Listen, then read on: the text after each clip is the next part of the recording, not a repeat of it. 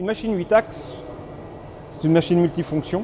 C'est-à-dire qu'on est capable d'usiner une pièce sur ses 6 faces. Alors que sur une machine 5 axes, on est capable de faire uniquement 5 faces. Donc pour illustrer le propos, on va prendre un exemple qui a été réalisé sur les machines précédentes. Ce sont des pinces du domaine du médical. Pour réaliser ces pinces, réalisées sur les machines 5 axes, on partait en fait d'un lopin qui avait été préparé et à la fin, on se retrouvait avec une chute qui était dans le bac à copeaux.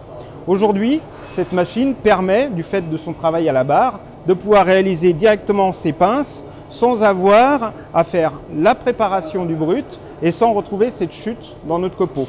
Donc on va avoir des gains de productivité et aujourd'hui on a pu mesurer ces gains de productivité de l'ordre de 40% sur la quantité de matière que l'on va économiser et surtout sur la tâche de préparation qui n'est plus nécessaire sur ce type de machine. Le projet FADIPERF a réuni 4 industriels autour d'un équipement partagé de fabrication additive par fusion laser. L'intérêt de ce procédé s'est vite révélé prometteur pour la personnalisation des implants, l'amélioration des surfaces, mais aussi la réduction des coûts de fabrication, de logistique et d'intervention chirurgicale.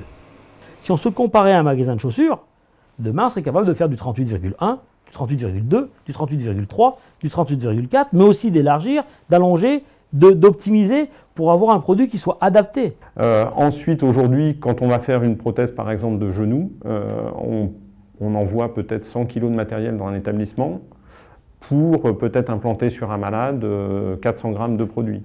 Donc clairement, on a des frais de port aller, des frais de port retour qui sont toujours pris en charge par le fabricant. Et on peut envisager que ce type de technologie avec l'imagerie qui précède va nous permettre de mieux cibler nos envois pour les réduire considérablement. On peut imaginer même peut-être qu'aucune pièce ne revienne. Et à travers ce projet-là, on a commencé à avoir des techniciens, des ingénieurs de chez Tornier qui sont venus sur cette plateforme. Ça nous a permis d'évaluer dans quelles conditions on pourrait intégrer cette technologie, puisque cette nouvelle machine rentrera dans nos locaux, ici à Montbonneau.